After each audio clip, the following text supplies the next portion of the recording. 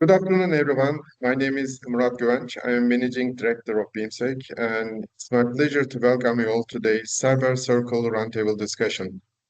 Please join me welcoming our panelists, Anar Tuleubayeva, Deputy Chair, the Association for the Development of AI, Dinar Kozhamzharova, Vice President, Women in Tech, Kazakhstan, Nurgul Nassyrova, Co-founder, Women in Cybersecurity, Kazakhstan, and Olga Chikaneva, President, Isaka Astana Chapter. Let's start with a quick introduction from our panelists. Hello, everyone. My name is Anar Tuleubayeva, and I am the Deputy Chair of QAZ.AI, the Association for the Development of Artificial Intelligence in Kazakhstan. My work brings together technology companies, government institutions, experts, and businesses.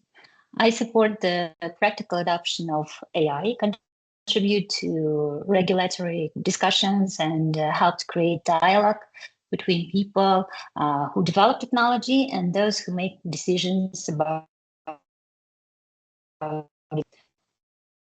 As an expert in this development of Kazakhstan's legislation on artificial intelligence, where I focused on responsibility, transparency, and meaningful human oversight. So thank you all for joining us today. Hope it will be interesting. Thank you, Anar. It's our pleasure to have you. So yeah, I can start. So the Sure, first I would like to say thank you for the invitation, and I'm happy to see wonderful lady with me today. And about myself, I'm president of the ISACA International Organization, and also I am responsible for the information and cybersecurity program implementation and the governance and the technical implementation of the cybersecurity control in Caucasus and Central Asia region. I think that this really important topic today. We all speak about AI for many months. So I think that I hope we will have a really good conversation. Thank you. Hello, everyone. I'm glad to be here, and thank you, Murat, for inviting me to this circle round table. My name is Dinara Kozhamzharova. Currently, I work as a senior lecturer at the Satpayev University and teach students to cybersecurity. I work in the intersection of cybersecurity, information systems, and education. Alongside with my teaching with academia and research, I also work as for example, I work in ISACA Astana chapter as a certification director, also vice president of Women in Cybersecurity Kazakhstan, and a senior member of Women in Tech Kazakhstan. So this is all volunteering jobs, but it helps to my students, to me also, to networking. And as I work in this sphere, like more than 15 years, I think today will be a really good conversation because we have the great panelists today. So I'm really into it, looking forward to it, to the conversation. Thank you. Thank you, Dinara. Okay, good day, everyone. It's nice to meet you all. My name is Nurgul Nassyrova. I am cybersecurity risk engineer and process control engineer from Tengizchevroil, and I also co-founder of Women in Cybersecurity Kazakhstan affiliate. So I am looking forward to great discussions with this wonderful ladies. Thanks. Thanks, Nurgul. Thanks all. Again, I appreciate your availability and your time. I look forward to our conversation. Let's start with the first topic, my favorite topic. Are we ready for AI skills revolution? In my opinion, we are standing most exciting times. AI isn't just changing what we do at work or at home. It is rewriting what work requires or maybe what life requires. The skills that made someone valuable 5 years ago, especially in the IT industry, will not be the same ones that will define success 5 years moving forward. Yet here is the challenge we can ignore. We have a gap in the talent pipeline. And I want to kick off the conversation talking about it. So, Anar, I will pass the first question to you. In your experience, where is the biggest AI and the cybersecurity skills gap that we are facing? I believe the biggest skills gap is the ability to connect AI, cybersecurity, and the real needs of an organization. We already have talented developers, cybersecurity specialists, and industry experts in Kazakhstan. And the gap often appears where it's a decision-making level. When an organization needs to understand why it wants to use AI and what specific problem the technology should solve. Many leaders are interested in AI because they see how quickly it is developing, and it's the only priority. They may have limited information about where AI can create real value within their organization. They may also be unsure about what data will be required, how the results should be measured, and who should be responsible for the system. This is an important skills gap because leadership decisions shape the entire AI project. For example, an organization may purchase AI tool before defining the business process it needs to improve. Employees may then start using different public AI services without clear internal guidance. Some may enter confidential documents, personal information, or internal company data into these tools. And a lack of strategic understanding can therefore develop into cybersecurity and data protection risk. Leaders do not need to become an AI engineers at all.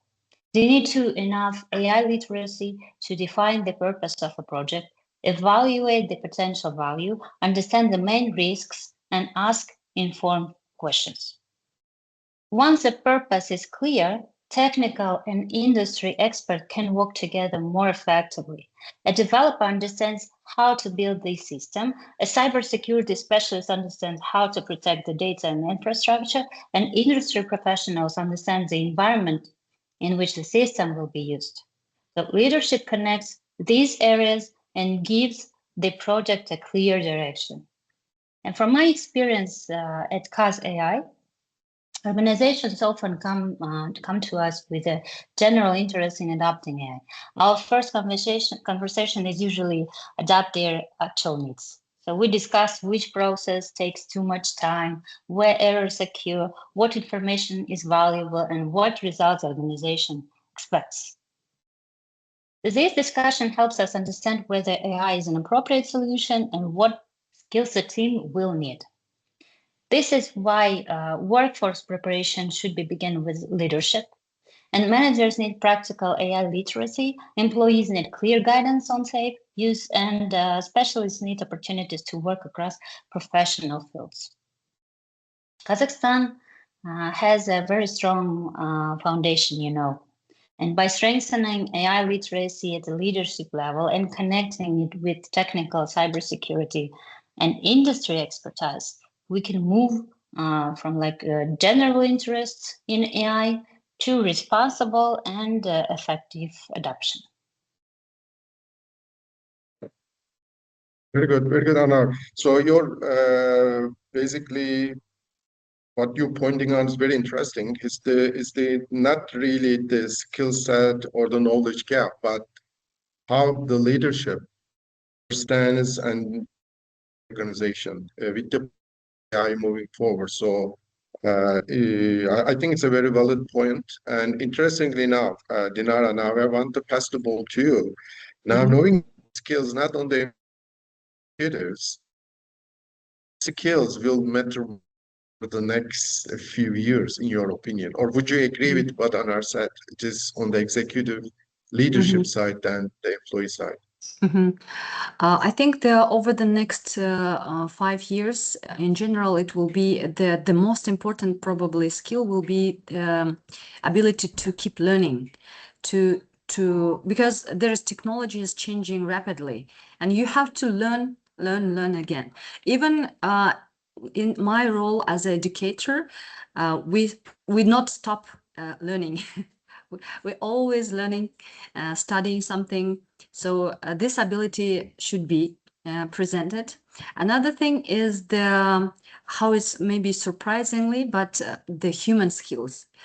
Yes, you may know the technology, everything, but if you don't have the skills, communication, if you cannot present that you know, that will not work.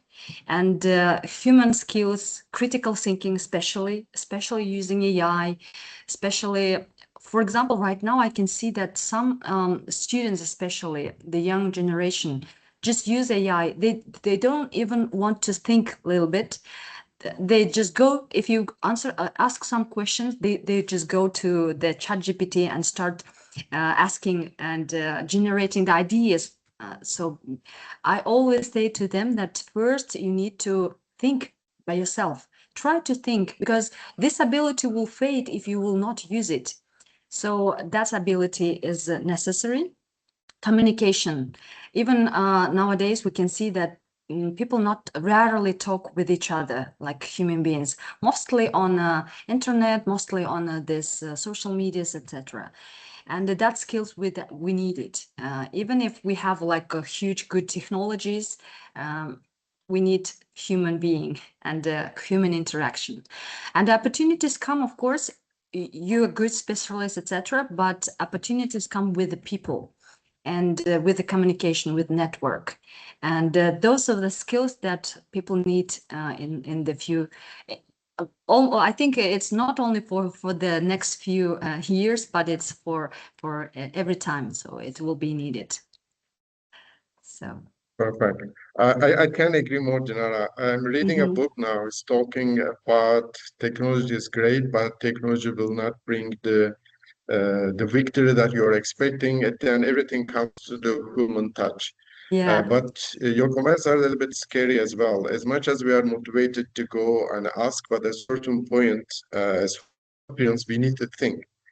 We need to digest and interpret, kind of bypassing these segments, especially with the Generation Z and the Alpha coming. So we need to be cautious. It's not the technology skill set we are talking. Yeah. It is even we are back many years in the human touch. Yeah. Very valid. So Nurgul, if the problems that we are facing, at different levels, so how should organizations, companies prepare their work for the good? Okay, so I think that the first thing organizations need to accept is that preparing people for AI is not just about teaching them how to use those AI tools, because the technology, they are moving faster than most training programs can keep up with. As example, today we train people on the particular tool. 6 months from now, the tool may already work completely differently. So in my personal opinion, I think we need to focus less on the tool itself, and we have more focus on the skills that remain relevant regardless of which AI we gonna use or been using.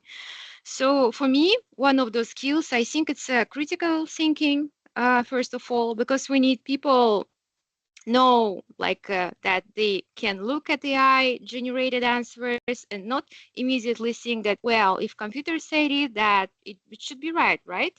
So honestly, AI, yes, it can give us a very convincing answer, but convincing and correct they are very two different things. Agree? So I think the material we are discussing today, it's a good reminder of that all. So when we look at AI generated images or training data sets, we can see that AI doesn't come to us completely independently, because it learns from material that humans have created, humans selected, categorized somehow. So there are already human decisions embedded in what the system learned. That means that our workforce, they need to understand not only how to use AI, but how to challenge it. So I also think that organizations, they need to stop treating AI skills as something that belongs to only, as example, IT departments or data science teams or etc. Because if artificial intelligence is going to become part, as example, I think it's became a part of everyday work. As example, we have financial department everywhere, right? We have engineering department, we have HR, we have different specialists, and also cybersecurity professional. So in my opinion, everybody needs AI, and they use AI on a different level. So they have like different level of understanding how to use it. But at the same time, I think I wouldn't want us to lose domain expertise. So I would recommend like taking care, use it, but before you use it, like turn on your critical thinking, because it's very important in terms of industrial security, business security, in terms of everything. I think the critical word here is the critical thinking. And again, that's what Dinar also brought it up. AI becomes like a utility. We cannot disconnect. We cannot ignore. It's like internet, but we need to find implement it, right controls. And most of the companies, again, wait the next topics, their policy, or many of them are writing one, knowing that there is a gap. But really, in observation, very few companies turn policy into something employees actually follow day to day. The policy, which, but it doesn't transition everybody's daily tasks. So I want to talk about how responsible AI, because in essence, that's what we are about, to use the AI more fairly, how companies can embed into their governance, not just write it down, but put it into practice. So, Anar, how does responsible AI this? It is a big balloon, it's real, it's nice to have, or definitely something we should spend more time? So when people hear the term responsible AI, like it may sound like technical or abstract. And I will explain it through like a simple idea. An AI system should have a clear purpose, rules, and a responsible person. Before introducing an AI system, an organization needs to understand why it needs the technology and what problem it is expected to solve. It also needs to consider who may be affected by its recommendations. So this matters because AI is already helping people make decisions in healthcare, finance, education, employment, and like public services. This decision can affect a person's health, income, opportunities, and access to essential services. Simple example from healthcare, because our association is now working, concentrating on healthcare startups, and we are solving the problems and giving the solution from the healthcare ministry. And an AI system can analyze a medical image and help a doctor identify possible signs of illnesses. Responsible use begins with checking whether the system has been properly tested and whether patient data is protected. These 2 points. Medical professionals also need to understand how the system works and where its limitations could be. Once we understand the purpose of the system, the next question is responsibility. The organization should know who is responsible for the data, who monitors the quality of the system, and who responds when something goes wrong. People affected by an AI-supported decision should also understand what has happened. If an AI system contributes to a decision concerning a loan or a job or government services, this person should be able to receive an explanation and request a human review.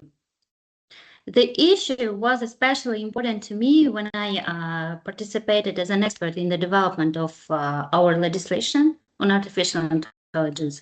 And during the working discussions, we supported meaningful human oversight for systems that may affect a person's health and rights. For human oversight to be effective, the responsible person needs to understand the system's recommendation, have the access to relevant information, and have the authority to intervene. The organization also needs a clear procedure for reviewing uncertain or potentially harmful results. Responsible AI also requires continuous monitoring. Organizations need to monitor the results and collect information, like a feedback about errors and respond to security incidents. This information helps to improve both the technology and the process around it. For me, responsible AI is a practical way of like managing technology throughout its full life cycle. It connects the purpose of the system with data protection, with cybersecurity, human responsibility, the interests of people who use the system. When these elements are introduced from the beginning till the end, and organizations can use more confidently and build a public trust, because all the reason of responsible AI is public trust. Very good, very good. So, I mean, I think we cannot debate against the value we are all getting with the AI. But in the meantime, the companies need to be cautious, put some control, especially in certain sectors like healthcare. The consequences will be very heartbreaking. So you need to enforce a little bit more strict. But at the end of the day, is they for competition. Speed for accuracy.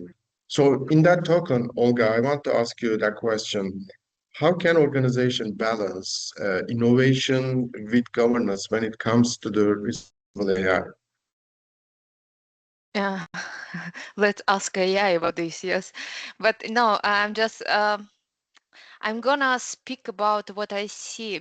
Previously, I saw that we spoke about like before implementation AI, let's develop policy, procedure, and governance. But now what I see, we already implement something. We already use all employees use AI, and now a lot of hustle around this. Like, what the next? Okay, just let it be, or just what to do? Okay, we have like a lot of requirements, like data privacy should be involved, legal, blah blah blah. We have the policy and procedure, but in reality, what the next? And it's more difficult to control all these kind of a lot of the AI usage from the data protection layer. It's also difficult, honestly, to use like all this traffic from endpoints. So from my perspective as a cybersecurity, now let's sit together and understand, like, let's inventory what we have right now. Like, let's see what we have right now. And after that, like putting together all kind of the business units and etc., sitting like, okay, what you want, what you need, just put all together. And after that, like, what's the next? Like, just cut something, just block most of the AI solution, receive a lot of arguments like why you cannot do this. But anyway, and the next one, agent creation. Okay, now we all know how to create agent, like simple one, advanced one, and etc. We have the tools certified with like, okay, we understood that it's, for example, Copilot agent creation and in the secure environment. Okay, how I can control all of this stuff? Like, I have 1,000 employees, and all employees will create the agent, and I know that's risky, but how? If I have enough resources to test all of this stuff, or I'm gonna provide to only to IT specialists, but we will now think that competitors will create all agents, but we will not. So we have to balance here and understand from the security perspective. I have, like, for example, limited resources for the monitoring or for the testing purposes. How I will can I just test and focus only for the advanced AI agent? Okay, I understand that, for example, some AI agent can just have the simple access with no data, with no privacy, like data involved and etc. So I'm gonna test it during like next 3 months. So now I'm gonna put my attention to the agent that can be risky for me. But at first level, I have to see all my agent. That's the problem, because like in the employees can use the different for the tool for the agent creation if I already approve that. So we are here right now, a lot of problem, a lot of stress, but we are doing our best to just make sure that we test everything that we already implemented and created. So that's my vision. And also I think that before you spoke about this kind of stuff with education and etc., because I represent here ISACA Astana chapter, I just want to say that in ISACA we have wonderful certification for AI managers, for AI auditors, and for AI risks managers, and also like the foundation for AI like certification basic one. So please take a look if you want to like improve your skills and just to understand more deeper how it not works, but from your like if you're auditor you need to understand more in details how to perform this kind of audit stuff properly. So put your attention that I'm also preparing myself for the AI manager and a lot of new information I can say. So this is my vision from the practical Perfect. side. Just thank you. Perfect. Well, there are a lot of challenges that we face, not really dramatic ones, but I think there are certain challenges needs to be addressed. To your point, Anar, you talk about being very Nurgul, I want to get feedback on that one. Why is human oversight essential? So I think that human oversight is somehow essential because AI, it can be very good at answering the questions we give, right? We're giving questions and it answers, but doesn't necessarily it means that whether we're asking could be the truth.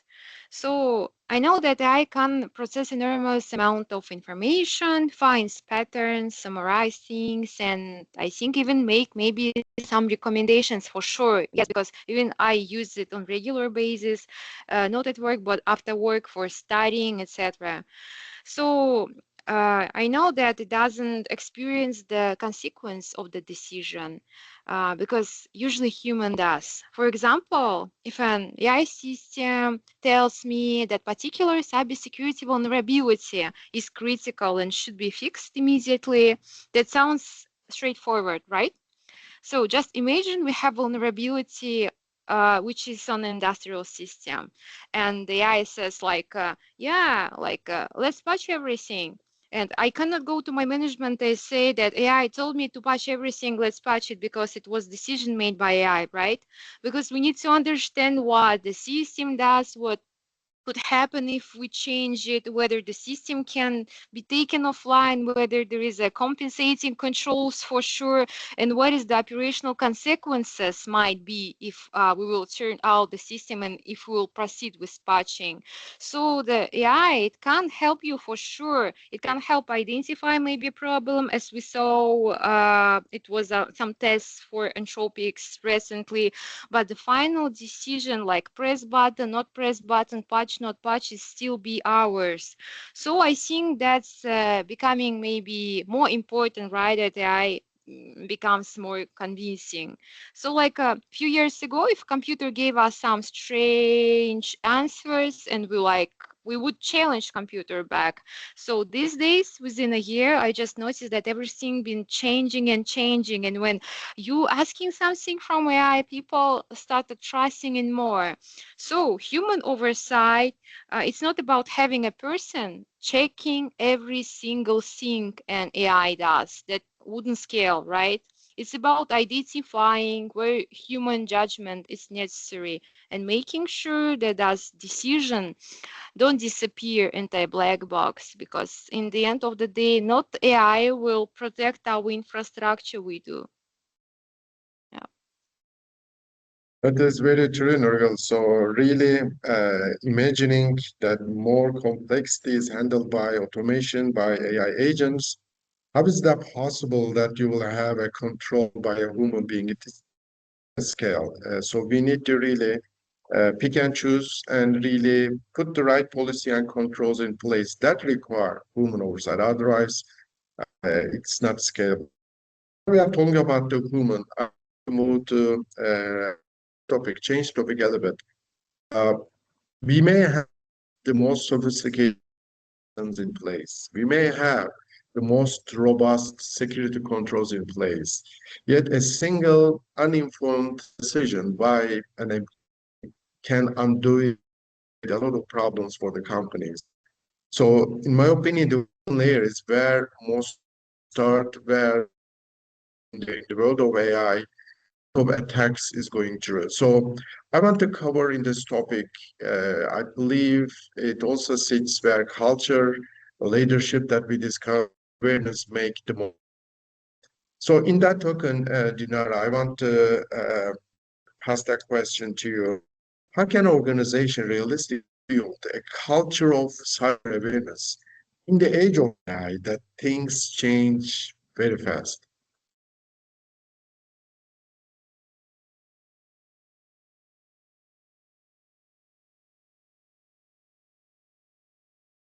Can you hear me? We can hear you now. Yeah, okay, yeah.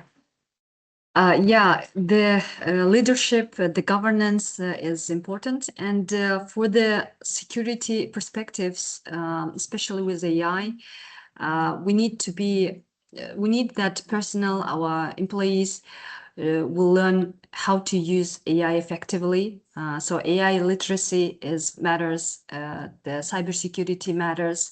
So nowadays, cybersecurity is not only for the cybersecurity specialists, it's for everyone, especially using the AI. Yeah.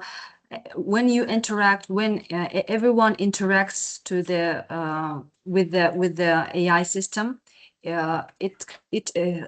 or she should consider about the security perspectives also.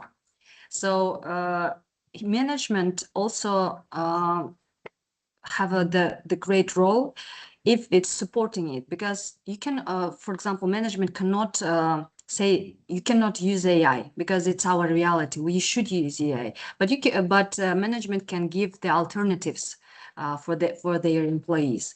For example, their own system, they create their own copilot systems, for example, that works only in the premises of the company or something like that. So personnel should also learn about the security, and the security should be their ordinary responsibility, everyday responsibility, not just like occasionally or once in a time. So I think that's the matters in the case of this. Perfect. Thanks, Dinara. So my closing questions to all panelists. If you want to ask security leaders or AI risk leaders to make one concrete commitment, what will that?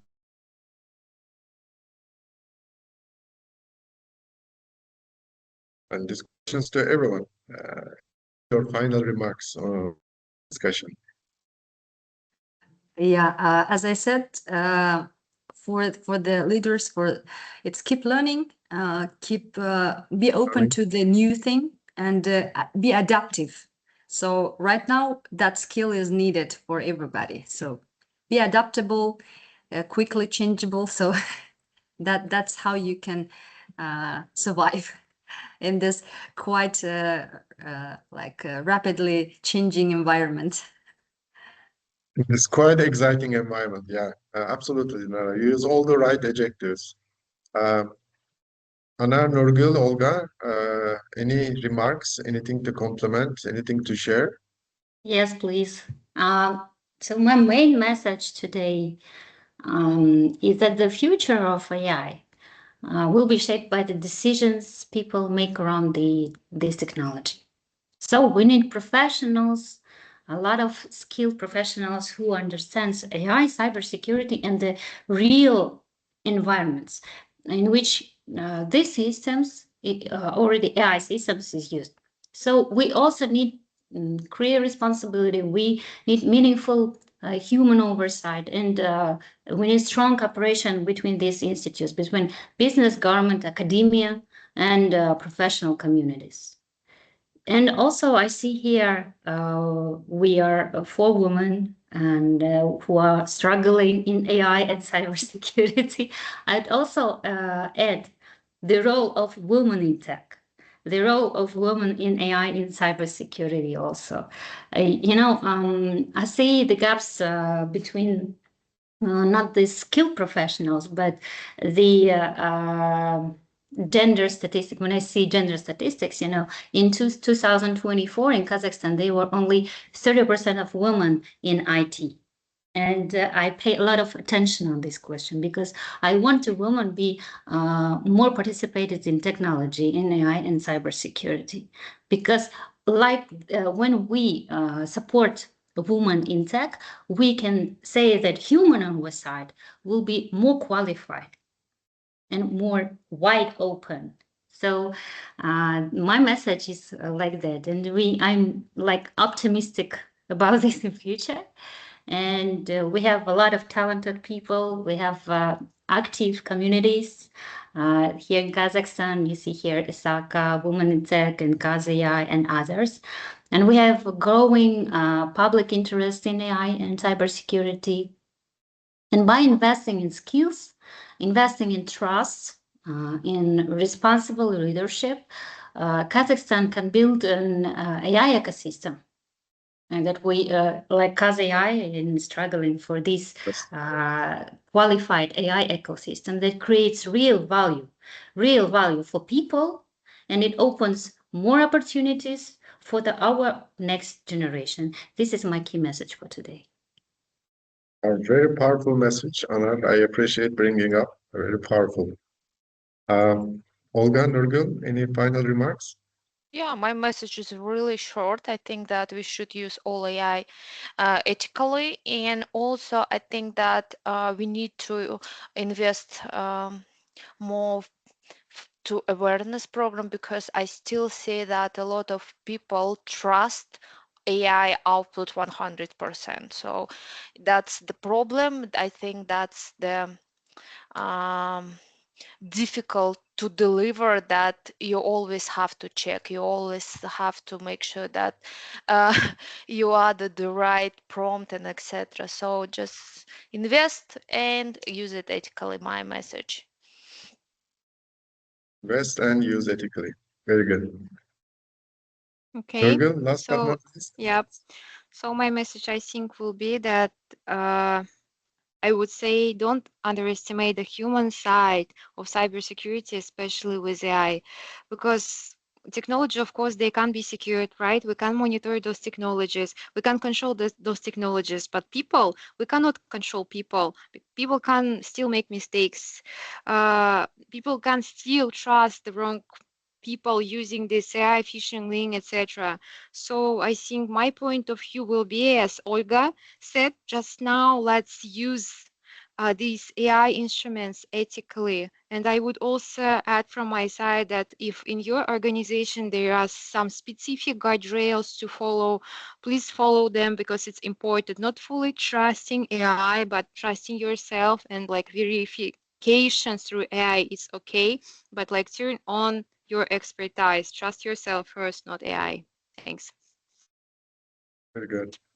Well, Anar, Dinara, Nurgul, Olga, I personally truly appreciate for being part of Cybersecurity Roundtable and sharing valuable insights. I think it was a very productive and interactive conversation.